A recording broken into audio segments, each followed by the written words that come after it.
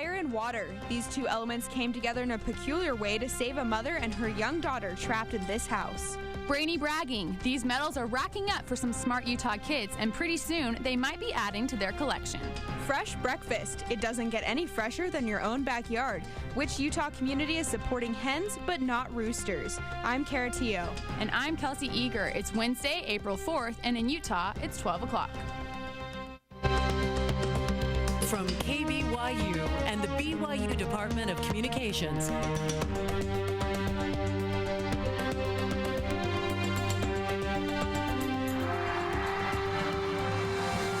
This is the award-winning 11 News at noon.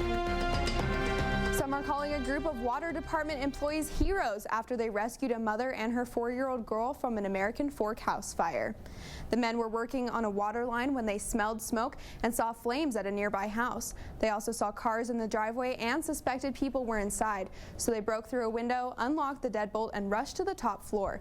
They found the mother and daughter and safely escaped right before the staircase collapsed. Stephen Powell won't talk to police, and now police say they're done talking to the public. West Valley Police Chief and Mayor Mike Winder met behind closed doors and announced they will no longer speak publicly about the investigation. This decision comes after growing criticism from the public that the police department should have arrested Josh Powell earlier. The Utah Transit Authority is conducting a research study asking monthly pass holders to tap their card against an e-reader when they get on a bus or train and tap again when they get off. UTA says this will help consolidate routes and help them decide if they should get rid of monthly passes. But don't forget to tap. Violators could get a $157 fine. Prospective Provo department officials don't have to choose between their jobs and their house anymore. The City Council voted to no longer require department officials to live within Provo city limits. City administrators say the move will make it easier to attract quality candidates to work for the city. New research puts Morgan County as the healthiest in the state. Researchers at the University of Wisconsin ranked the northeastern Utah community at the top because of healthy lifestyle choices. Summit, Davis, and our own Utah County also ranked fairly high, but southeastern counties like Carbon landed at the bottom, partly because of tobacco use. A Granite School District junior high teacher is facing child abuse charges after police say she threw a soda can at one of her students. Police say the student was at school when Kimberly Wallace got angry with him, pushed him out of the classroom, and threw a can of soda at him. District officials say they have taken disciplinary action against Wallace. For the first time in 4 years, an academic decathlon team other than Park City won at the state competition. As 11 News reporter Karen Sullivan shows us, every member of the Lone Peak High School team took home an award in at least one of the 10 events. Lone Peak High School's team is now preparing for nationals, but students say it's more than a contest. This program encourages them to work harder in school. Whistler. What? Last year, Lone Peak High School academic decathlon coaches asked Spencer Bagley to join the team just 2 weeks before the state competition. I didn't know what it was. So. Bagley says he was surprised because he had a high ACT score but a low GPA. He says he didn't like doing boring homework, but after a year on the team, he's the captain and says he is more motivated in school. I have gotten straight A's this year, and so it really has changed me. I've had a much better work ethic. It's been a really great experience. Each competing team is divided into 3 categories according to GPA, low, middle, and high. Coaches say smart students like Bagley with low grades are valuable to the team because students in the bottom division can compete against students in the higher levels, but they can't play down into the lower groups. I sit back and I think, what a great program this is to especially help the kids that are at the bottom end grade point wise, are still really, really smart and talented kids and need this opportunity to be part of this program. Bagley says academic decathlon has encouraged him to do better in school, but right now, Alpine School District only has 1 academic decathlon team, and that's why coaches say they're working to expand the program. The Lone Peak Academic High School team is taking the first portion of their national test online this afternoon before they go to the national competition in New Mexico in a few weeks. Back to you. All right, still to come on 11 News at noon. Romney Revival, the results from last night's primaries, who got the delegates, and the latest mudslinging from the campaign trail. Community crops. Neighbors working on this farm aren't getting rich, but they are getting dinner. We'll tell you how it works when we get back.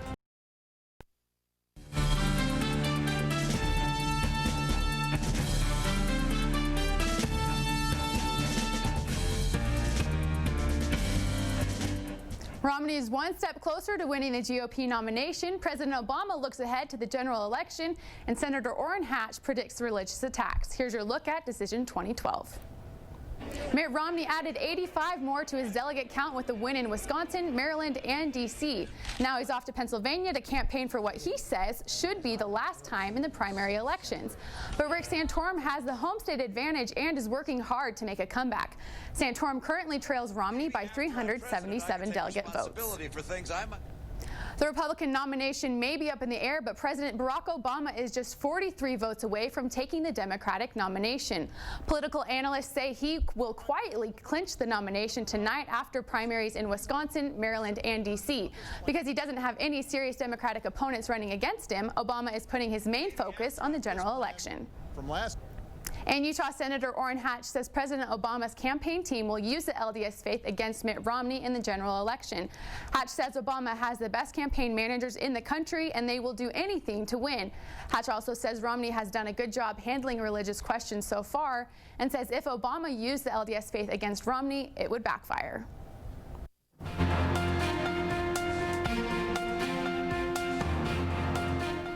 Texans are assessing the damage from some crazy tornadoes. The Red Cross steps in to help cleanup efforts, and a construction worker dies in a freak crane accident. Here's your look at news from across the nation.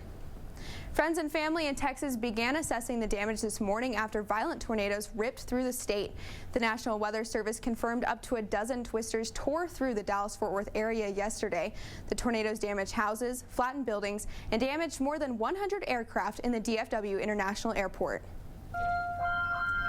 The Red Cross took care of about 150 people in a Texas shelter last night, and they estimate about 650 homes were damaged in yesterday's storms. At one house, a tornado dipped through the roof like a blender, wreaked havoc in the family room, then lifted straight back up and away.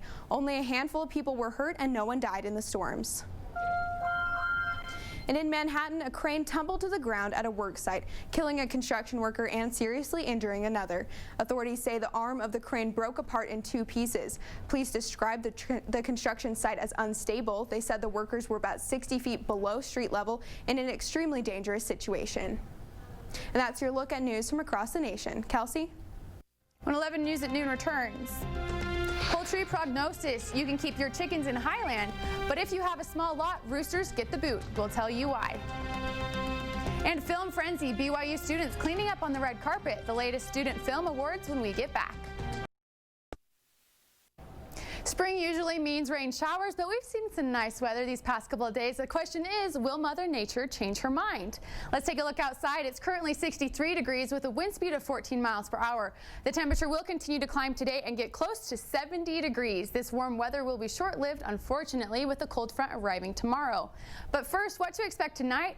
A low of around 32 degrees with some cloud coverage and moderate winds. The sunset is getting a little later and later as we move further into spring. We'll see our sunset tonight at 7:45 p.m. Now looking at our 5-day forecast, temperatures will cool off Thursday and our next chance of rain is on Friday, but it's not looking like a big storm, which is good news for Easter weekend. Saturday and Sunday, the sun will be back and temps will be on the upswing with Easter Sunday almost reaching 70 degrees. Some people say fresh is best when it comes to eggs, and Highlands City Council is making it easier for you to raise your own chickens. 11 News reporter Rosemary Card found that while most people are happy about changes to the city's chicken code, a few feathered friends are getting kicked from the coop. For about 3 years, Bryce Nelson has been his family's expert on the proper care and feeding of chickens. Overall, I like it, but sometimes it can get a pain in the winter because you have to go out in the cold. Even though raising chickens takes extra work, the Nelsons say the fruits, or should I say eggs, of their labors are worth it. Yeah, they taste fresher, especially scrambled. I love the scrambled ones. So yeah, there's definitely a difference. The Nelsons aren't the only fans of fresh eggs, so the Highlands City Council changed the town's chicken code to allow people living on smaller lots to have up to 6 chickens over the age of 6 months. The ordinance requires owners to provide chickens a safe place to rest their heads in a predator-resistant coop that's at least 20 feet from neighboring lots to avoid smell and noise complaints. The Nelson family coop has been a lot quieter since they rid themselves of their rooster, and with the new ordinance, hen houses across Highland will be singing a similar tune. The ordinance says if you live on a lot that's under 14,000 square feet, you too will have to get rid of your rooster because, according to the mayor, the only way to stop a rooster from crowing is to do surgery from the neck out. In Highland, Rosemary Card, 11 News. The City Council wants to remind everyone that if they live in a development that isn't foul-friendly, they need to obey those rules regardless of what the ordinance says. A growing desire for fresher living is driving many Utahns to seek out local produce. 11 News reporter Lydia DeFranchi shows us how food lovers of all ages are bringing the outdoors onto their table. How are you doing? Are you open? It's a typical Saturday morning here at Lene Farm. Volunteers are digging in and helping the owners plant a new crop. Well, some are more productive than others. But the trend is growing as community-supported agriculture, or CSA, draws in young adults, families, and even entrepreneurs. I decided that if I was going to eat healthily, I was going to grow up myself and figure it out. 6 years ago, there were only 3 farms in the entire state where you could pitch in a certain amount of time or money in exchange for a weekly basket of greens.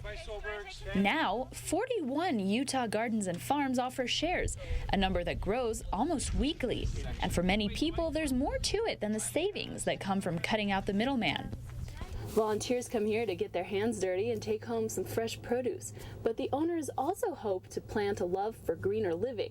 I want to kind of reverse, at least for myself, the culture of quick, bigger, better. Felstead plans to use the proceeds from his farms for a foundation that will teach people about healthy living, cooking, and other positive lifestyle choices. But most of these people don't need convincing. They're already hooked on provo lettuce. For us in the restaurants, we're always trying to support people in our community. We're always trying to get better food. Tastes better, it's faster from farm to table. So this mom loves showing her child nature's small miracles. I think it's important that she knows where her food comes from and how it's work. This little girl has already had her first taste of dirt. Do you like the plants that you're helping grow? I'm pretty sure she liked it. In Provo, Lydia DeFranchi, 11 News. Now that spring has finally arrived, it's the beginning of planting season for many fruits and vegetables. So if you want to join in on the fun, you can visit Lydia's story on our website, 11news.byu.edu. She's got a link to help you find a CSA farm near you. Brianna, the seasons are changing. I feel ready for a change in some sports, too. I am ready to get outside and enjoy this nice spring weather. Yeah. I'm ready for some baseball, maybe even some golf. Next on sports, spring sports are in the air. Softball sweeps. See how the Lady Cougars added 2 wins to their huge home win.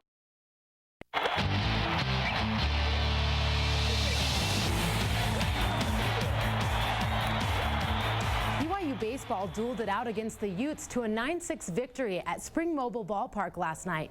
Coming off 2 losses in Reno last week, the Cougars contributed 5 huge 9th-inning runs, setting their record at 12-11. The big rivalry win over the U of U means more points for BYU towards the Deseret First duel. After last night, BYU is beating the Utes by a 15-point lead that can't be broken at this point. Cougar baseball will get another chance at earning the last round of dual points in less than 2 weeks when the contest ends at Miller Park in Provo. And the BYU softball team also took on an in-state rival yesterday, making their home win streak a whopping 29 games. The Lady Cougars beat Southern Utah twice at Gail Miller Field in a doubleheader takedown. BYU sealed the first game up tight with a 7-run streak in the 5th. SUU couldn't seem to get back into the winning spirit for the rest of the day.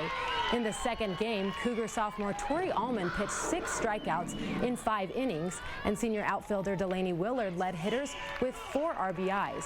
Softball team is taking a break for a couple days and will try to break 30 games when they play Hawaii this Friday and Saturday at home. If you aren't too pleased with Utah's weekend weather forecast, don't worry. It's time for Green Jackets and Amen Corner. The Masters Golf Tournament started earlier today in Augusta, Georgia with the Par 3 contest. Selected groups will tee off throughout the day tomorrow. And 2011 Masters champion Charles Schwartzel is paired with 2 Americans and immediately followed by Tiger Woods and last year's Par 3 contest champion, Englishman Luke McDonald. Sounds a lot nicer in Georgia than it does up here with finals. Thanks, Brianna. Close your eyes and imagine that you're there. It's spring in Augusta, that's for sure. Thanks. Thank you. Still to come on 11 News at noon, Magic Movies. These flicks had the right cuts and takes to send the BYU student filmmakers down the red carpet. What they won when we get back. BYU students turned the red carpet blue this weekend after winning 5 college television awards. 11 News reporter Adam McNevin talked with 2 of the winning students and found out that making their film wasn't as easy as they thought it would be. The students say winning is sweet and they're excited about taking home a golden trophy, but it took a year of hard work and unexpected complications. This is Nick Dixon, a film student at BYU who signed on as co-producer for a student film titled Mr. Belpond a year ago. Little did he know that his participation would win him a college television award. The award goes to Nicholas Dixon. He also says he didn't know how hard it would be after his team encountered complications while filming that almost prevented the piece from getting done. Well, in post-production, just everybody who had committed to do things didn't do them. I had the opportunity to pick up a lot of the roles, and so I did like a lot of visual effects, and we helped on sound. Students canceled the project twice because some of the crew dropped out. They also had problems with the set because workers were still restoring one of the houses. Even though they were very short-handed, students say they are proud of their work. We used a lot of that idea of tragic loss in the story of Mr. Belpond too, but then we turned it on its head and made it just this ridiculous and humorous story. One other winner is BYU graduate Mark Williams, who won second place for his documentary about a young Romanian boy recovering from 3rd and 4th degree burns. Williams also received a humanitarian award for his story. Mr. Belpond will be showing this campus. Okay, awesome. It looks really, really good. Yeah, and I've seen I Am Not My Body. Amazing. I would recommend it to the everyone. whole time. It was so good. So beautiful. And so it's also nice. We have this nice spring Easter weekend, so we should all just go enjoy Easter weekend. Just relax. Sure. Ignore finals for another couple days. Go to the softball game. The weather is nice. They'll be out there playing Hawaii. Yeah, so it'll be good. That's 11 News at noon for Wednesday, April 4th. You can join us anytime on our website, 11news.byu.edu. Thanks for watching. Have a great afternoon.